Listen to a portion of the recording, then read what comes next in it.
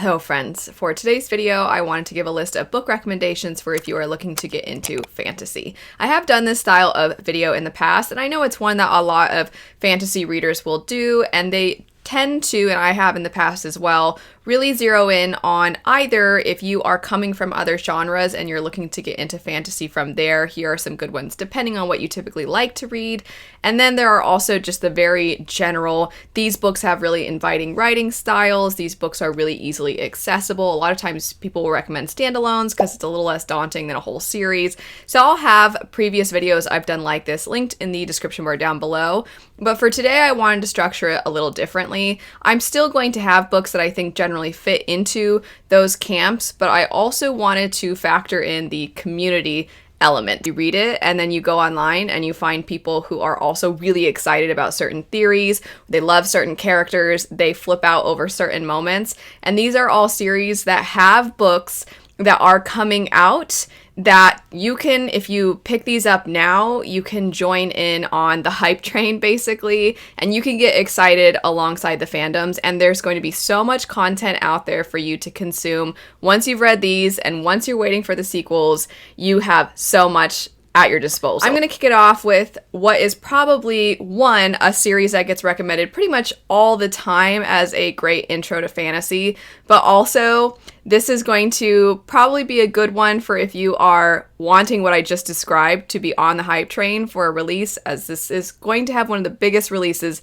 this year, and that would be The Cosmere by Brandon Sanderson. If you are unfamiliar, The Cosmere is essentially like the fantasy book version of the Marvel Cinematic Universe. So there are a lot of series that you can read independent of each other, and the further into the series you get, the more you start to see the connections. And then we have Stormlight Archive 5 coming out this year in December, so if you wanted, you would have time to try and catch up and read a bunch of the books. There's tons of ways to get into the Cosmere, depending on what you gravitate toward and your experience with fantasy. That said, Mistborn is a great place to start. It's a great place to start still, I would say, for the Cosmere, and just in general for fantasy. The magic system is incredibly inventive. I honestly think that Sanderson's magic systems in general have kind of reshaped how a lot of us view the entire genre and our expectations for fantasy. I think the idea of a magic system in large part can be credited to how we have come away from the Cosmere and seen, okay, well, in the past it was just spells, we just sort of believed in whatever we were being told, and now the question is, but why does magic work that way? What are the consequences of it? And what are the ways in which we can expand on it? How can we seep this into society? How would it affect society? And all those questions are asked and answered in really satisfying ways, and there's always mysteries to uncover with the magic, but on top of that, you have a really exciting plot, and you have great character moments and great character depth. In this one, we follow a character named Vin and Kelsier. And Kelsier is somebody who is looking to take out the Lord Ruler, who is a very oppressive individual, and he's specifically very oppressive to the Ska, which Vin is a part of. Kelsier notices Vin one day exhibiting what he thinks might be examples of their magic, tries to recruit her. There's a little bit of a heist as well. I'm sure most people have heard of Mistborn, so I feel a little redundant having it be the first thing on this list. But truly, if you are looking to get into something that's going to be one of the biggest things of the year, you'll have so many discussions that you can join, so many theory videos, then I think that's a great one. I did a whole read along of the Cosmere over the last couple of years, so I have a lot of spoiler discussions and a lot of non-spoiler content as well if you are interested in that. Next up is one that it's the only manga on the list today, and I am being a little loose with the definition of fantasy here, but technically there are some powers that people have. One girl has, and a dog, that make this fall into fantasy, and that would be Spy Family. I'm recommending this one because it is great for so many different ages. It's great if you've never checked out manga. It's great if you've never checked out anime, which there is a phenomenal anime, and it's so funny. But this is not daunting at all. Throw it on a Friday night and just see for yourself how hilarious it is, how satirical it is, how much it gives respects and nods to staples within manga and anime, but at the same time pokes fun at those things. It is so fun. This could go on for the rest of my life and I would not complain. I would be happy. I would be eagerly awaiting every single volume. If you don't know, the setup for Spy Family is that you follow a man named Lloyd Forger, who is a master spy, and he needs to try and discover information on an individual who is pretty much a recluse. The only time they make appearances is at their son's elite school whenever there are certain events. So, in order to accomplish the mission of gaining more information on this person, Lloyd has to try and get a child into this same school that the other individual's son goes to. So he has to adopt a little girl, and then he has to have a wife as well as to keep up appearances and have the ability to have a child go to the school. You have to have this perfect family unit. Through some very ridiculous circumstances, he finds a woman to marry him who doesn't know he's a spy, and he finds a little girl to adopt as his daughter, not realizing that the little girl is a telepath and that the woman that he is married to is an assassin. So the little girl, being a telepath, knows about their identities, but the parents don't know about each other's, and shenanigans ensue. I feel like describing it doesn't really do it justice, but trust me, it is so funny. I can't recommend it enough. A movie for it just came out, and that was also really funny. And you don't have to have watched the show to go see the movie. It's actually a decent entry point if you are a little hesitant to start the show itself. But it's so funny. I really can't recommend it enough. So that's my, okay, we're getting the manga anime recommendation out of the way, and we're getting the really obvious, this is always recommended recommendations out of the way. So let's get into some that you might not even know to be on the lookout for. I mentioned that Spy Family is pretty welcoming to a lot of different ages, and that is definitely very true of this next one, as it is a middle grade series, and that would be Amari. The third book for this one will be coming out pretty soon. This is the first one, Amari and the Night Brothers. And if you are somebody who you grew up loving reading, especially reading certain series, magic school settings, and you fell in love with the genre through that, then Amari is going to be like coming home. It's kind of a new take on something that we've seen before and is relatively familiar, but with, I think, a character who is a lot easier to connect to. I feel like she feels more fleshed out. Her family dynamics feel really real, and they feel pertinent to a lot of kids who likely have not really seen themselves in stories before. So I love that component of this. It's also really funny, really charming, very whimsical, but the stakes are really high. So our main character, Amari, is a young girl living in her own world, and she discovers that her brother, who went missing, might have gone missing because of some magical things that occurred that she didn't realize were possible, and that she had no idea her brother was caught up in. But in realizing that there's a chance her brother is alive and that she could find him, she ends up going to this magic school, and while partaking in classes and learning more about magic, she is also trying to uncover the truth of what happened to her brother. And the second book, the stakes got raised so much, I was really honestly quite surprised. I think that it's probably one of my favorite middle grade series that is currently out.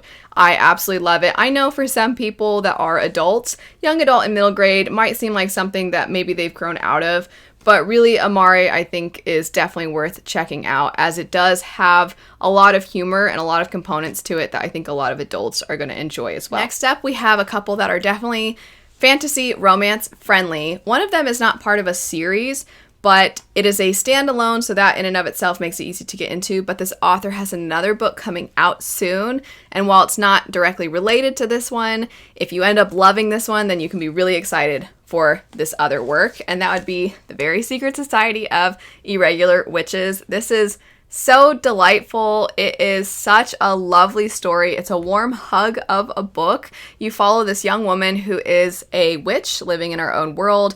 Witches, though, are not known to actually be real, and it is important that witches keep their identities a secret. And as a result, there is this young man and some other individuals that are caretakers to these three young witches who want to help them learn how to use their powers. However, they themselves don't actually know how to teach them anything about magic, and they can't go to the broader world asking for advice, so they end up finding our main character and asking her if she could please be the teacher to these three young girls.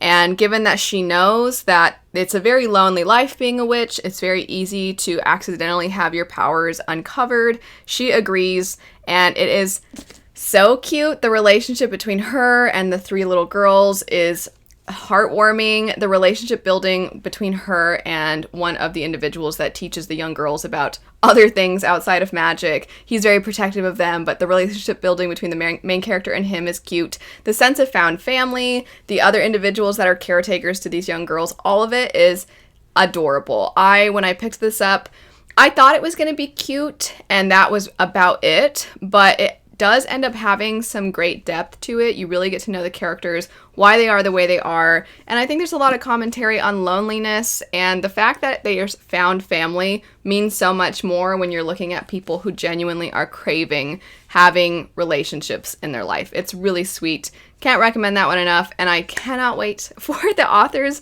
next book. So I feel like selfishly this is essentially me saying, hey, check out this and pretty much all of these so that you can join me in being excited for what's coming out after. After that, we have Emily Wilde's Encyclopedia of Fairies. This is one that I have talked about quite a bit ever since I read this and its sequel that came out at the beginning of this year. The third book, one of the covers, because there's US covers and UK covers that have different illustrations. So one of the covers was recently shown, and I now am even more excited for the third installment, especially seeing some of what is hinted at in the synopsis. Of course, I won't get into details about that, as that will be the third entry. But talking about this first one here, we follow a young woman who is scholarly, she's an academic, and she is trying to research more about the Fae. The Fae in this are much more folklore inspired, so you see them as tricksters. They're genuinely extremely dangerous. They can be very powerful, and she is trying to learn more about certain Fae that are in this Nordic region.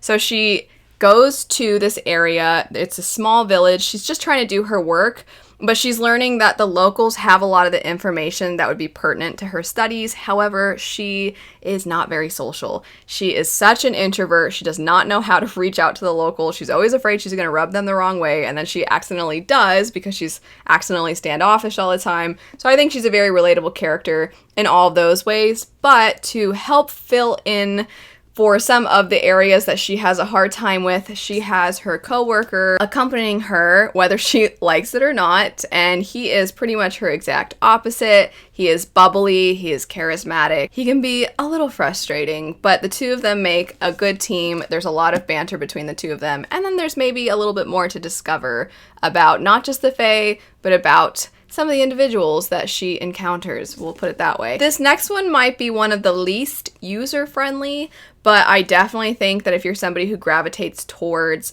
shows like Vikings, if you liked a Game of Thrones, then there's a good chance that you might enjoy this series, and that would be Shadow of the Gods. The series name itself is The Bloodsworn, so Shadow of the Gods and Hunger of the Gods are released, and then the third book will be coming out very soon, and that one is called Fury of the Gods. And this is a Nordic-inspired story, so you're going to see a lot of Norse mythology nods, but I always say that while those nods are present, and I think they're really fun if you have a lot of knowledge about that, you're going to appreciate those things, but I think you'll also enjoy that John Gwynne definitely does something very different and unique with this story. You are following a few different perspectives, and I always say I think the perspectives take turns being the best one, because a lot of times with multiple points of view, you find there's one character that you love, maybe a couple you like, and then one that you're always bored and you're like, oh, when are we done with this with this perspective? And in this one, as soon as one character's plot line would maybe slow down a little, another one would become much more explosive and exciting, and they would all take turns, and sometimes one of them would be more intriguing, and then one of them would stir the pot, and suddenly the plot becomes so much more than you expected, and then you're seeing the way that things might intertwine, and it's really great. I absolutely love it. It is very Viking-like, though, very Nordic. So if that is something you really love, then definitely check the series out. If it's maybe not your go-to setting, then it might not be your absolute favorite, but I think it is phenomenal. And I also think it is epic fantasy as I want to see it. I truly feel transported when I pick up that story. After that, we have some V.E. Schwab. So what's exciting about her works is that all across the board, you can start with so many different things she's written. Addie LaRue is very popular, and that's one a lot of people dip their toes in, as it's a little more contemporary. Because it's a standalone, you don't feel like you have as much of a commitment with that one. The writing is very lush and beautiful. Then you have certain series that are more magical. You have certain series that are a lot grittier. So there's a lot of different things for different readers. And the reason I'm recommending these two, though, is because they fit into the camp that I was describing. Really, you can't go wrong picking up a V.E. Schwab work if you're new to the genre. I would say there's so many different things. So whatever suits you or what you think you're going to like the most. If you like gritty, if you like something that feels like it's very much our world, but there is something very dark and sinister going on behind the scenes, there's almost conspiracy theories about people and having powers, then Vicious is definitely going to be for you. I always say this is like dark X-Men because you have these two individuals who are researching if indeed people can have powers, and if they do, how do they attain them? And in trying to discover this, you are also trying to discover what happened in their relationship, as these two young men in present day hate each other, but in the past were very good friends. And it's a fractured timeline, meaning that you will go back and forth between present day, 30 minutes before, 2 hours before, 2 weeks ago, 7 years ago. It's all over the place, which sounds intimidating, but really it creates a page turner of a story. You're constantly trying to piece together everything that's happening, and it's really exciting. There is a sequel to this called Vengeful, and then there will be a third book called Victorious. She had always intended for this to be a series, but she has released them in a way that makes it so you could read the first one as a standalone if you wanted, and then come back to it later. You can read them together and then be on the hype train for eventually when you get that third one. But it doesn't feel like as soon as it ends, there's all these unanswered questions. It's not a cliffhanger type of ending. So that would definitely be a really good one, I think. But then also Shades of Magic. I reread this one last year, this whole trilogy, and I had such a good time. I liked it more upon reread. Some people feel differently, of course, because rereading can give different experiences depending on the kind of reader you are. But I found, as a character-driven reader, when I first picked this up, it's very plot-centric, but then the second time around, I saw so many hints along the way of the character building, and so it made me appreciate it that much more. The setup is that you follow the Society of Red London, which is not our London. However, our main character, Kel, has the ability to go between parallel Londons. So Red London is where he's from. Grey London is our own world, where it would seem magic has left us. And then you have White London and Black London. Black London has been consumed by magic. Magic is sort of this push and pull. You have to have this perfect balance. Otherwise, things become very, very dark very quickly. So you see that that's what occurred with Black London. White London is currently battling against magic, you could say. And there are a lot of people vying for power. It's very cutthroat and it's very violent. And then Red London is just sitting pretty. And you have one of the only remaining Antari, which are the individuals that can go between parallel Londons.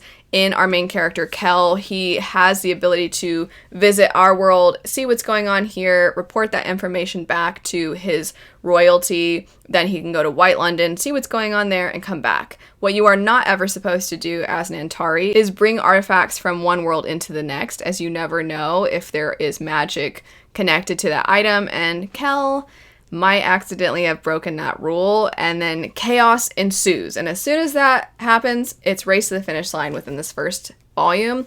It's not a manga series, it's a book series. But chaos ensues. The second book in the series, you kind of really zero in on the after effects of what has occurred. And then the third book, it's so explosive for so much of the story. And the reason I'm recommending that one, even though that's a completed trilogy, is that V.E. Schwab has since continued that with Threads of Power. I'm very picky with series continuations, but I really enjoyed Threads of Power. So the first book is out.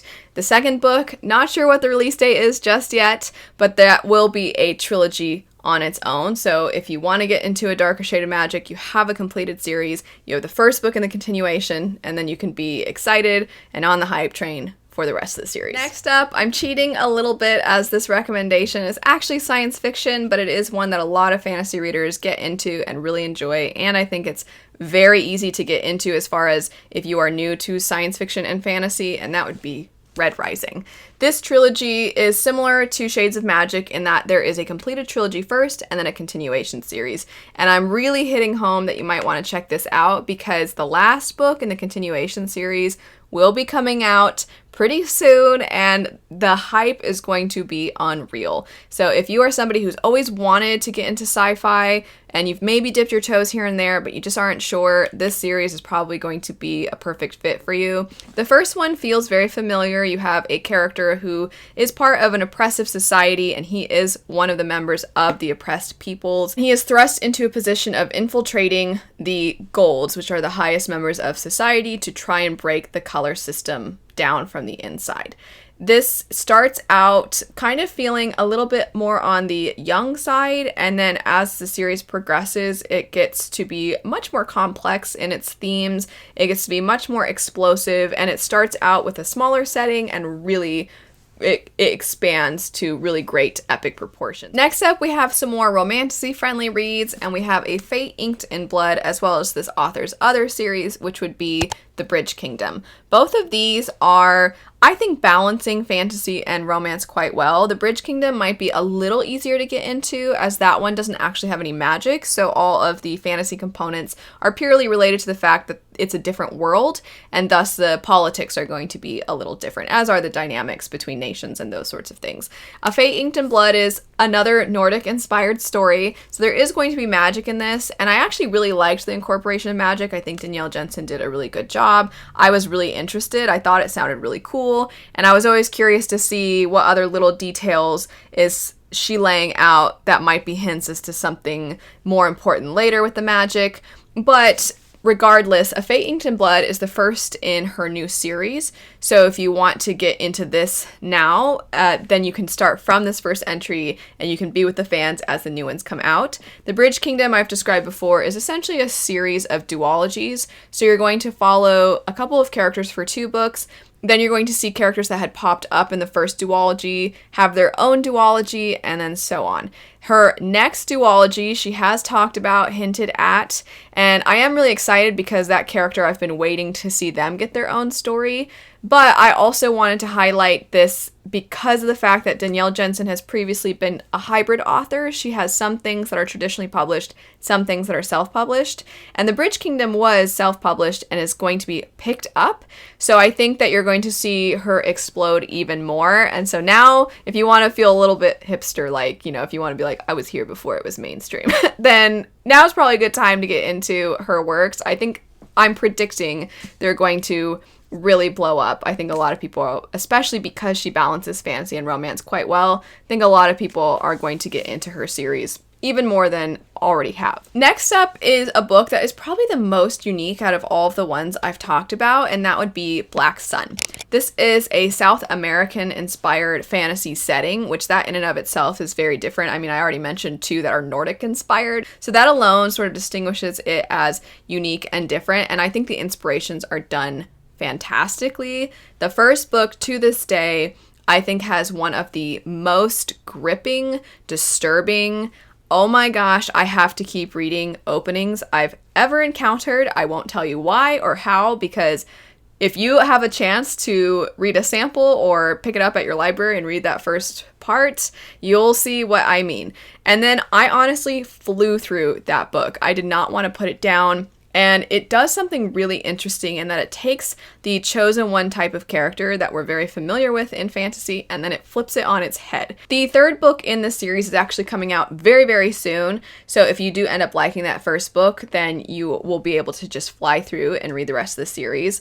I personally did not love the second book nearly as much. So just a heads up that if you do check this out, in my opinion, the first book was fantastic and the second book was suffering, I think, a little bit from middle book syndrome. I'm wondering if that feeling will be alleviated once we have that third book. So we'll have the first really explosive, then you kind of seep your way into the second, and then you'll go back and we'll have this upward trajectory of awesomeness and fantastic storytelling. That's my hope. Last for today is one that if you are somebody who you're looking for a series that's not yet completed and you want to join the fandom as they eagerly await the last installment, then Green Rider is likely going to be the one for you. I desperately need to keep going with the series. I read this first one not too long ago, really loved it. I felt truly transported to this world. It felt like great escapism as I was going on this journey alongside the character. She's a really compelling main character.